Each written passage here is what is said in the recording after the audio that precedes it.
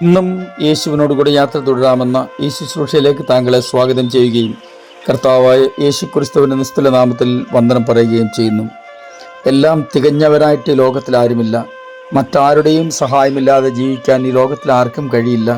എത്ര ഉന്നത വിദ്യാഭ്യാസമുണ്ടെങ്കിലും, എത്ര ഉന്നത പദവി അലങ്കരിക്കുന്ന ആളാണെങ്കിലും, വിദ്യാഭ്യാസമോ സൗന്ദര്യമോ പദവിയോ ജാതിയോ മതമോ എന്തു തന്നെ ആയിക്കൊള്ളട്ടെ, ഏതെല്ലാം നിലകളിൽ നാം എല്ലാറ്റിലും ആരെക്കാളിലും മോശമല്ല എന്ന് തോന്നിയാലും പലതിനും നമ്മൾ പലരോടും കടപ്പെട്ടവരാണ്.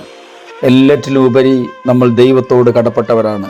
ഈ ഒരു ബോധ്യം നമ്മെ ഭരിക്കുമെങ്കിൽ തീർച്ചയായിട്ടും അത് മറ്റുള്ളവർക്കും നമുക്കും ഒരുപോലെ സന്തോഷത്തിന് കാരണമായി തീരും. അങ്ങനെ ഒരു കാര്യം തുടർന്ന് ചിന്തിക്കുവാനായി രാജാക്കന്മാരുടെ 2-ാം പുസ്തകം 5-ാം അധ്യായം 3-ാം വാക്യം വായിക്കട്ടെ. അവൾ തൻ്റെ യജമാനത്തിയോട്, യജമാനൻ ശമര്യയിലെ പ്രവാചകന്റെ അടുക്കൽ ഒന്ന് ചെന്നെങ്കിൽ അവൻ അവൻ്റെ കുഷ്ഠരോഗം മാറ്റിക്കൊടുക്കുമായിരുന്നു എന്ന് പറഞ്ഞു. പ്രാരംഭമായി ഞാൻ പറഞ്ഞത് ഒന്നുകൂടി ആവർത്തിക്കട്ടെ. നാം ഓരോരുത്തരും പലതിനും പലരോടും കടപ്പെട്ടവരാണ്. ഏതെല്ലാം കാര്യത്തിന് ആരോടെല്ലാം നമ്മൾ കടപ്പെട്ടിരിക്കുന്നുവോ അതിനേക്കാളൊക്കെ എത്രയോ ഉയരങ്ങളിലാണ് ദൈവത്തോടുള്ള കടപ്പാട് നമുക്കൊന്ന് താരതമ്യം ചെയ്യാൻ ശ്രമിച്ചാൽ മനസ്സിലാക്കാൻ പറ്റുന്നത്. ഒരു സൈനിക മേധാവിയുടെ ഡയറി കുറിപ്പിൽ ഇങ്ങനെ വായിച്ചു. മേജർ ജനറൽ ഹെൻറി പാർക്ക് എന്നാണ് അദ്ദേഹത്തിൻ്റെ പേര് എഴുതിയിരിക്കുന്നത്. ഏത് രാജ്യമാണെന്നോ മറ്റേതും വിവരങ്ങൾ അതിനകത്ത് ലഭ്യമല്ല. തൻ്റെ ഏറ്റവും പ്രാധാന്യമർഹിക്കുന്ന കടപ്പാട് നിറവേറ്റിയിരുന്നത് എല്ലാ വർഷവും ഒരാൾക്ക് കത്തെഴുതുന്നതിലൂടെയാണ്. എൻ്റെ പിന്നാമ്പുറ കഥ ഇങ്ങനെയാണ് താൻ രേഖപ്പെടുത്തിയിരിക്കുന്നത്. 2-ാം ലോക മഹായുദ്ധകാലത്ത് ഒരു ബറ്റാലിയൻ സൈനികരുമായി അദ്ദേഹം യുദ്ധഭൂമിയിലായിരുന്നു. ഒരു ദിവസം അദ്ദേഹം നിന്നിരുന്ന ആ പ്രത്യേക സ്ഥലത്ത് യുദ്ധം വല്ലാതെ കൊടുമ്പിരിക്കൊണ്ടു. തൻ്റെ ജീവൻ പോലും അപകടത്തിലാകാമെന്ന സാഹചര്യമായി. ഇത് മനസ്സിലാക്കിയ ഒരു സാധാരണ ഭടൻ, അദ്ദേഹത്തിൻ്റെ പേരെഴുതിയിരിക്കുന്നത് റോബർട്ട് മാക്ക് എന്നാണ്, അസാധാരണമായ ധൈര്യം പ്രകടിപ്പിച്ച് സ്വന്തം ജീവൻ പോലും പണയം വെച്ച് അദ്ദേഹത്തെ അവിടെ നിന്ന് രക്ഷിച്ചു. ഈ സംഭവം നടന്നതിൻ്റെ അടുത്ത വർഷം മുതലാണ് ഇദ്ദേഹം ഇങ്ങനെ കത്തെഴുതാൻ തുടങ്ങുന്നത്.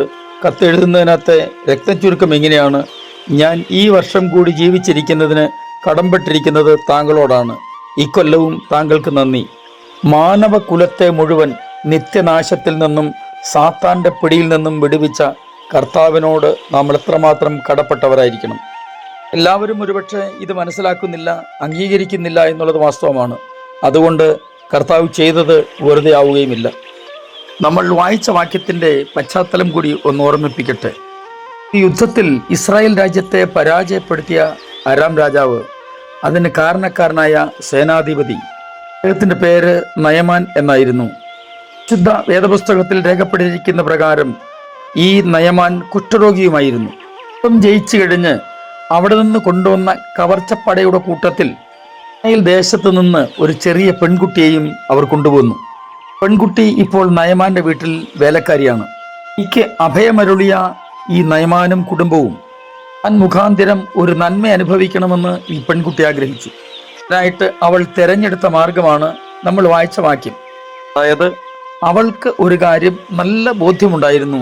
ഇസ്രായേൽ ദേശത്ത് ഈശ എന്ന ഒരു പ്രവാചകൻ ഉണ്ടെന്നും ആ പ്രവാചകന്റെ അടുക്കൽ നയമാൻ ചെന്നാൽ ഈ കുഷ്ഠരോഗം പ്രവാചകൻ മാറ്റിക്കൊടുക്കുമെന്ന ഉറപ്പ് അവൾക്കുണ്ടായിരുന്നത് കൊണ്ട് അവൾ അത് നയമാന്റെ ഭാര്യയോട് ബോധിപ്പിച്ചു. എന്നുള്ള വേദഭാഗങ്ങളിൽ നയമാൻ സൗഖ്യം പ്രാപിച്ചു എന്നും നമ്മൾ വായിക്കുന്നുണ്ട്.